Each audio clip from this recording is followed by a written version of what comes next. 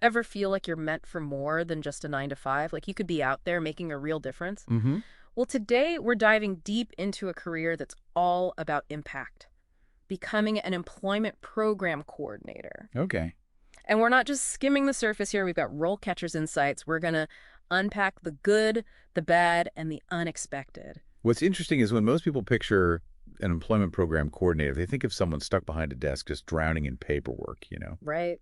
But the reality is so much more dynamic. It's about understanding the human side of employment, Oh, the okay. challenges, the aspirations, the systems in place. So less about pushing paper, more about empowering people. I'm intrigued. Give us the lowdown. What do these coordinators actually do?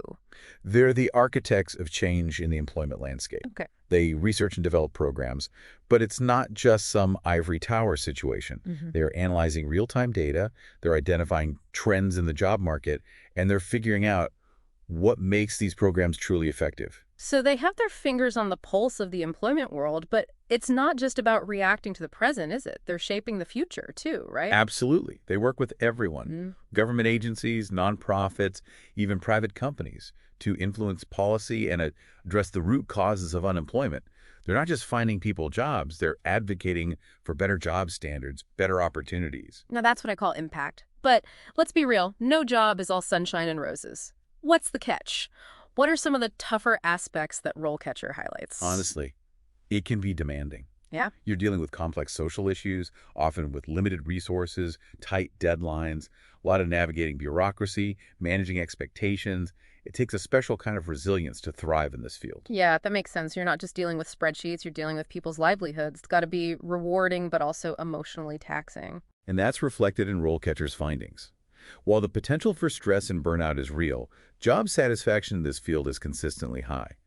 The ability to see the direct impact of your work, to witness someone gain financial stability or achieve their career goals, that's incredibly powerful. Yeah.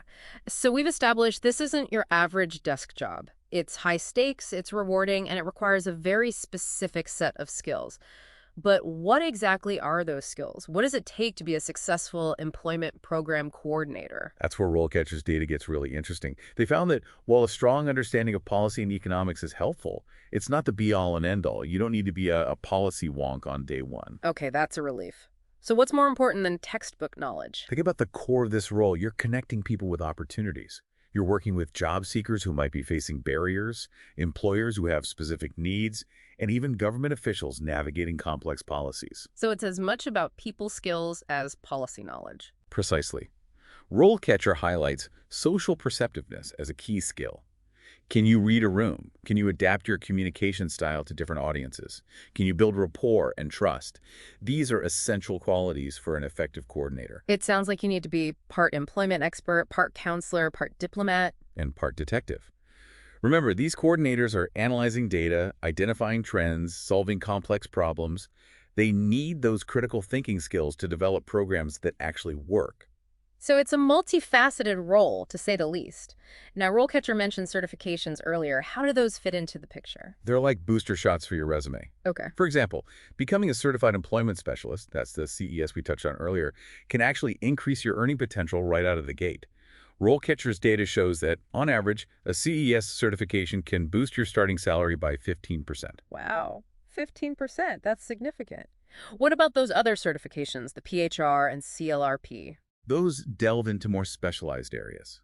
The PHR, Professional and Human Resources, focuses on the ins and outs of HR management, which is crucial if you're designing programs or working with employers.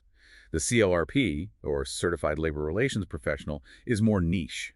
It's all about navigating the complexities of labor law, unions, collective bargaining. So depending on your career goals, you can tailor your credentials to specific areas of expertise. Exactly. Now, before we move on, there's one more skill RoleCatcher emphasizes that might surprise you. Active listening. Active listening, isn't that important for, well, pretty much every job? You'd be surprised how many people underestimate its power. In this role, it's not just about hearing what people say. It's about truly understanding their needs, their motivations, their challenges. It's about connecting with people on a human level, building that trust and empathy. Yeah, exactly. And that brings us to the education piece. So you need these core skills, but how do you demonstrate them to potential employers? That's where education comes in. What does RoleCatcher say about the educational backgrounds that set you up for success? A degree in the social sciences is a strong foundation. Okay. We're talking economics, public policy, sociology, even psychology.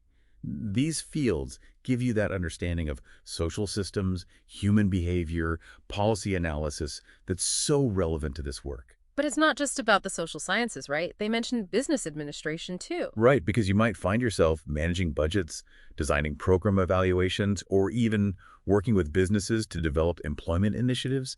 Having that business acumen can be incredibly valuable. It seems like there are a lot of different paths you can take to get into this field. Absolutely. And that's what makes it so exciting. You can come from a background in social work, public policy, even business, and find your niche. It's more about your passion for social impact and your ability to learn and adapt than any one specific degree. But let's say you've got the education, you're developing those essential skills. How do you actually break into this competitive field? What makes a candidate stand out? That's the million-dollar question. I imagine experience is key. You're spot on. RoleCatcher found that hands-on experience is often more valuable than just having the right degree. Okay. Internships, volunteer work, even part-time jobs in related fields, these experiences demonstrate your commitment and give you a chance to apply your skills in the real world. So don't just tell them you can do it. Show them. Exactly. And one way to really showcase your skills is through a portfolio. I know it sounds a little unconventional for this type of role, but trust me, it can be a game changer. A portfolio, like a collection of your work. Yes. This is where you can showcase projects from your studies, volunteer experiences, or even independent research that highlight your skills. Okay. Did you analyze local employment data for a class project? Did you develop a training program for a nonprofit? Include it. It's a way to bring your resume to life, to show potential employers what you're truly capable of. And speaking of making your resume stand out, let's circle back to those certifications we discussed. Remember the CES, PHR, and CLRP. RoleCatcher found that having those credentials on your resume can significantly boost your chances of getting noticed and hired. So it's not just about standing out, it's about showing employers you have the knowledge and the commitment to excel in this field. Absolutely. Yeah. And let's not forget the power of networking. This is where RoleCatcher can be your secret weapon. They have a vast network of employers actively looking for talented individuals in this field. Use their platform to connect with people, attend virtual job fairs, get your profile in front of the right people. So it's about being proactive, building relationships, and putting yourself out there. But let's say you've aced the interview, landed the job, you're officially an employment program coordinator. What's next? What does the career trajectory look like? What's great about this field is that there's no one-size-fits-all path. You can tailor your career to your interests and aspirations. RoleCatcher's career stage breakdown highlights several possibilities. Want to climb the leadership ladder? You could become a program manager, overseeing a team of coordinators, or even move into executive leadership roles within larger organizations. So there's definitely room for growth and advancement within this field. Absolutely. But maybe you're passionate about a specific area like workforce development or labor relations. Right. You could specialize in that niche, becoming a go-to expert, a thought leader. You could even find yourself presenting at conferences, consulting for organizations, even influencing policy at a higher level. It sounds like a career that's both challenging and incredibly rewarding. You're making a real difference in people's lives while constantly learning and growing. And that's what makes this career path so exciting. It's not just a job, it's a calling. Well said. So there you have it, folks. Your crash course in becoming an employment program coordinator with insider tips and data-driven insights from RoleCatcher. Remember, it's one thing to dream about making a difference, but it's another thing entirely to take action. What will you do today to start turning your passion into your purpose?